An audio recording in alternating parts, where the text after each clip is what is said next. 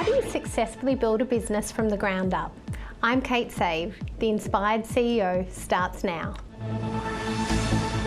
Welcome to The Inspired CEO, where each episode we explore the innovative wellness practices that are driving success and longevity in the modern business world. In this episode, we meet a seasoned entrepreneur with over 30 years of experience, currently leading Crosby and Princh ventures as an entrepreneur in residence and holding key roles at CG Spectrum and Fortress Australia. His journey includes founding several innovative companies and a podcast, Trainable, by Ryan Trainor, focusing on well-being and life balance. Joining me now is Ryan Trainor. Thank you so much for coming in today. Great to be here, Kate. I'm just so fascinated about your career journey. So over the 30 years, your very first business fascinates me. How did you get started? Yeah, well, like any good business, it was by accident at the start. Mum was actually a covert undercover store detective for a major supermarket. Used to tell me all the war stories and about shoplifters. Oh, yeah. And I actually wrote a course on how to reduce shoplifting and just went around to all the local chambers of commerce, and I started to kind of get a bit of momentum with that, which is interesting. I used to roll Mum out and do a few of the seminars with me as well. And then one day I cold called a supermarket and I called my company National Loss Prevention. Yes. And I think the switchboard thought I was from their National Loss Prevention, so they put me through to the state manager, and they asked me a defining question. They said, "Do you provide undercover store detectives?" To which I said, yes. Yes, I do. So I rang Mum and I recruited all her friends, and within 2 to 3 years I had about 400 people, and we became like the largest retail security company pretty much in the country at that time, both loss prevention officers and security guards. So it was like my MBA. And amazing experience. So what year did this all happen? I think it would have been in around 97, so I would have been around 23, 24. Wow. So, and I hadn't gone to university as well, so I'd kind of grew up in markets with Mum and Dad, and I always had a bit of an entrepreneurial spirit, but I think that business was my MBA, and I learned a lot about people. I had no mentors at that time as well. So as much as it was a great story, it was a stressful time as well, because my mum mortgaged her house for me. Oh, wow. So it was kind of like a lot of these pressures, and I sold the business, and it later becomes Wilson Security now here in Australia. But it was, maybe I left a lot on the table, fair to say, but the experience that I got from it, I think I took a lot of lessons for the rest of my career in it. I can imagine, and I guess exiting a business of what you would say is a very early age, a business that size, what lessons did you take into that next business, and did it save you time or mistakes along the way? Yeah, I think what I learned is how much I didn't know. Yeah. I think there's sometimes timing is a wonderful thing, and I think that naive energy when you're younger, you probably do things that you would not normally do. But I found, once I left that business, having some initial success, I really needed to retool and get new tools in my tool belt, and I think I was a little bit lost through that period.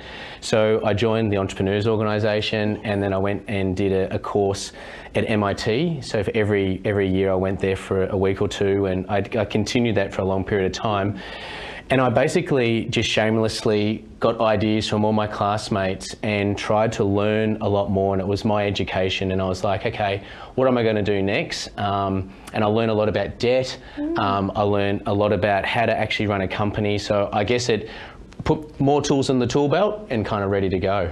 What would you say one of the biggest challenges was?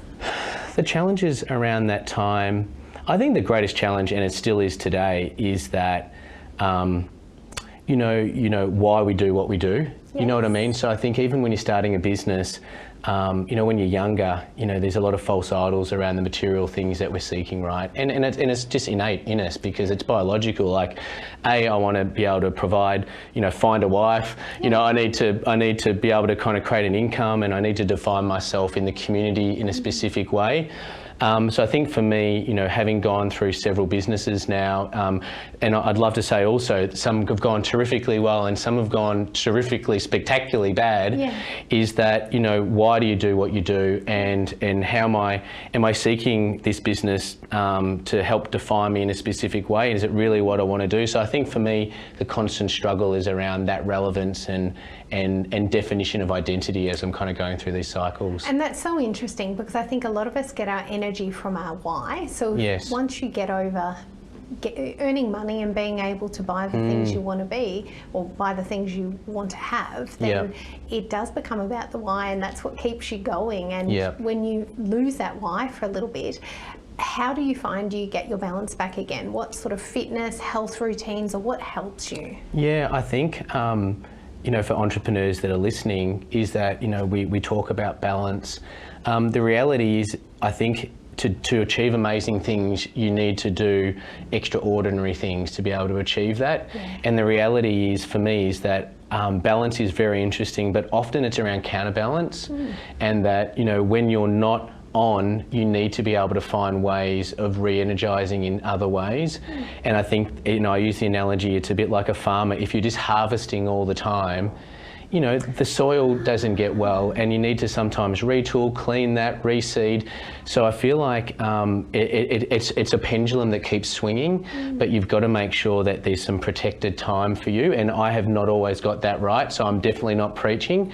But it's trying to make sure that you're not just harvesting all the time. You're still cleaning the tools and sowing the seeds and getting everything right so that you can be at your best. Such a great analogy. And I think if we were to think back on your entire journey, and it sounds like you didn't come from a lot, you didn't come with money and all those sorts of things, so you made this path yourself.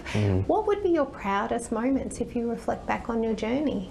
Yeah, I think, to be really honest, I think about that a lot. And for me, I start things, it's like a bit like mentalism, right? Like you have a vision and then you bring people together to help manifest that and kind of create energy behind it. So I love people, right? And I think, if I think about businesses and people, you have people in your life for a reason, a season, or a lifetime. And I think, through businesses, people have kind of come through, and we've been part of each other's life, and then you see them go on to other things. So I feel like the people and the connections and the relationships, and just that, it's like the camaraderie. So my probably the biggest things I've taken away is just the influence that people have had on my life, and hopefully I've had on other people during this time. That's really incredible. And looking back as well, I know that you've experienced a little bit of burnout. So what does that experience look like in the build-up? How do people recognise it? And then how do you manage that? Yeah, I think it's interesting. Life kind of sometimes gives you a little tickle under there, and then it gives you a little punch, and then if you don't listen, it gives you a chair right across the face, right? And for me, I was actually at a dad and daughter camp with my daughter Nella. We were in a teepee, we were chatting about it, and she said to me, Dad, you don't look well, right? And I always thought that, I always tell myself I'm doing it for my family, I'm showing up, and, and the irony of that is that Nella was 12 then, went 10 years before that, she had cancer, and I was like, and I remember that when I looked at my diary, nothing else was more important. Like you just it's all just fictional when you look at it, and it's just like a construct, and you're looking at, well, none of this is important. And to find myself back there, it was really interesting, right? So I think it kind of creeps up on you, and then generally stress is something which creates inflammation, and disease is disease, right? And it starts to permeate. I think when you don't listen, and there's probably reasons why that happens, but for me, it was kind of clear, and it took my 12-year-old daughter to kind of come and just give me a little bit of a nudge, which kind of helped me give a new reality and perspective to where I was at that moment. Thank heavens for our children, hey? I know, they really they're amazing. know how to... Oh, they do, and how courageous for her to do that, to be really honest. And I'm really lucky. And look, I still feel like I showed up. I wasn't like a distant dad or anything. But when you show up, are you actually showing up and being present, or are you thinking about all these other things? And I think, sometimes I might have been in there in body, but kids can pick when you're not there in mind and spirit at the same time. So I think she was picking up on that energy, and then she gave me a, "Come on, Dad, what you doing, mate?" Yeah. And so what was your inspiration for starting your podcast, Trainable? Yeah, I found it kind of interesting that a lot of people assign genius on their journey through entrepreneurship. Like, you read all the stories and the success and everything, but you underestimate like timing and luck and all these different other things. And also, like, we're all going through stuff, right? And I felt like I just wanted to, make the complex simple and the simple compelling. There's a lot of information around health and wellness out there.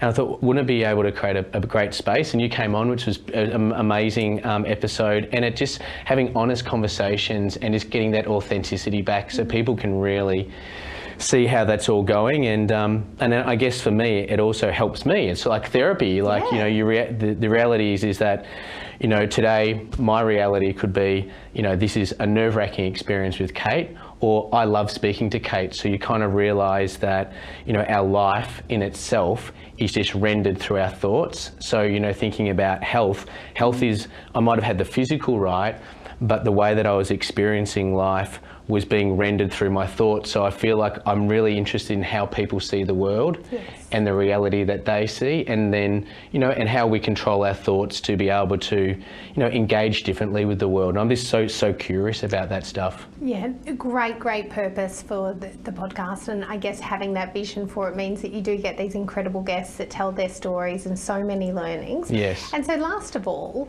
what do you do for your health? What do you think is the number one thing, if you were to, give the listeners today a tip to look after their health, what would you put your health down to? Yeah, I think it's, for me, when I was not well, I was still a sub-3 marathon runner. And I'm not saying that to boast, but I'm saying that you would look at me and say, I'm a reasonably healthy guy. Yeah. But the reality for me is that, firstly, it's around routine, is that what is sacred to you? Like, that is not being selfish, that is how you turn up in your business, but more importantly, your family. Yes.